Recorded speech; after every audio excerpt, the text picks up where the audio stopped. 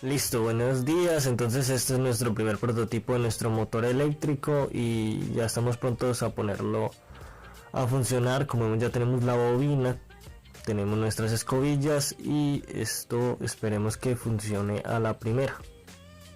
Lo conectamos a una batería de 9 voltios con 1 amperio de alimentación. Entonces solo falta ponerle el imán y debería funcionar. Y bueno, entonces ya finalmente este sería nuestro motor eléctrico final. Entonces hablemos del procedimiento. Lo primero que hicimos obviamente fue pues montar la base junto con los bloques de madera que iban a sostener el eje y con sus respectivos huecos que se mandaron a hacer. Entonces lo primero que nos enfocamos ya del motor como tal fue el embobinado. Entonces este lo hicimos a partir de una lata una tapa de gaseosa. Y a este le hicimos 3 huecos.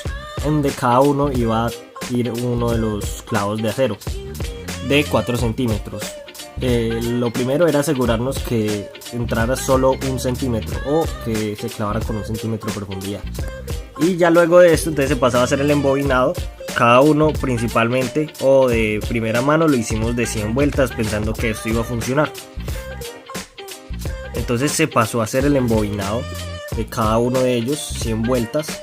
En este caso se ven muy pequeños porque este es nuestro producto final ya trabajado con un embobinado de 20 vueltas, que de igual manera no nos pudo funcionar. Ahorita vamos a explicar por qué.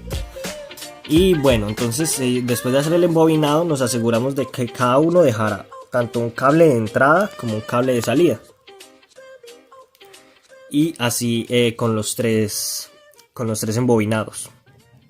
Y ya luego de esto, cuando diéramos las respectivas vueltas, entonces pasábamos a pelar las puntas de los cables que quedaran sin el esmaltado. Esto lo hacíamos junto con lijas o con una tijera si era necesario. Luego de haberlos lijado, ya entonces los calentábamos con un encendedor y los pegamos a donde están estas láminas. Estas láminas son láminas sacadas de latas de cerveza y estas están sobre 2 o 3 vueltas de cinta aislante. Bien, entonces ya luego de haber tenido esas láminas pasamos a pegar la entrada con la salida de cada uno de ellos, por decirlo así, estas 2 bobinas. Entonces debíamos pegar los cables que respetaran ese orden junto con la lámina que estuviera ubicada allí. Eso es lo importante de las láminas, que cada una de estas 3 estaba entre 2 bobinas. Y entonces los cables se pegaban en serie. Entonces por eso están así, de esta manera. Y así.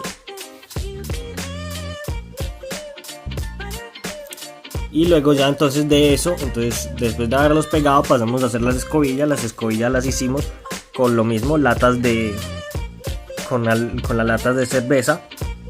Las pasamos a lijar muy bien en caso de que la pintura, porque recordemos que la parte que vemos nosotros tiene la pintura y la parte de adentro que necesitamos es la que no tiene. Entonces lijamos ambas partes en caso de que pudiera ser ese el problema. Y entonces, como podemos ver, tienen mucho lije.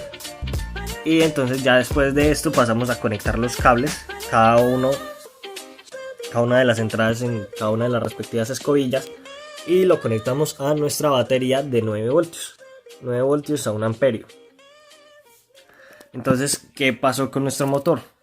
Lamentablemente nuestro motor no funcionó de ninguna manera, en ningún lugar y en ningún momento.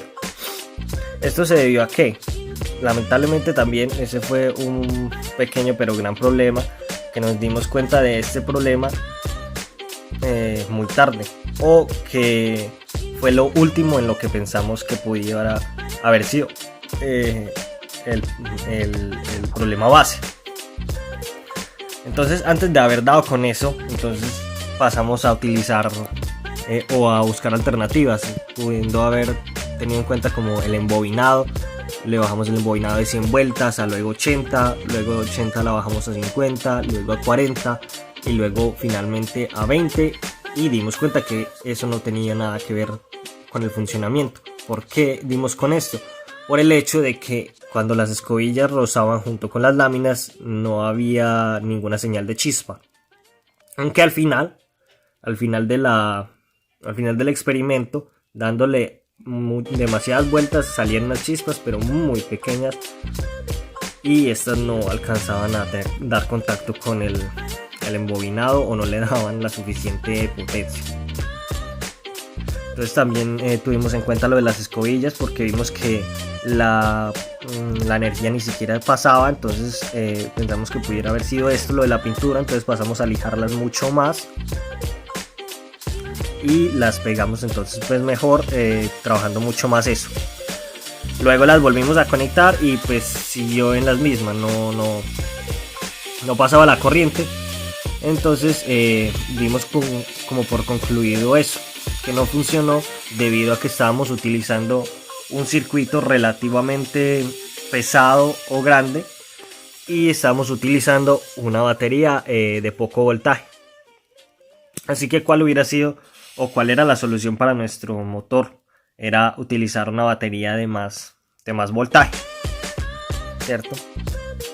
Hubiera sido utilizar una de 12 o de más voltaje, pero lamentablemente pues por el tiempo y también por medidas de dinero no pudimos conseguir ese elemento que pues finalmente no nos permitió poner a trabajar nuestro motor que tanto queríamos que trabajara como tal, ¿cierto? Y ya.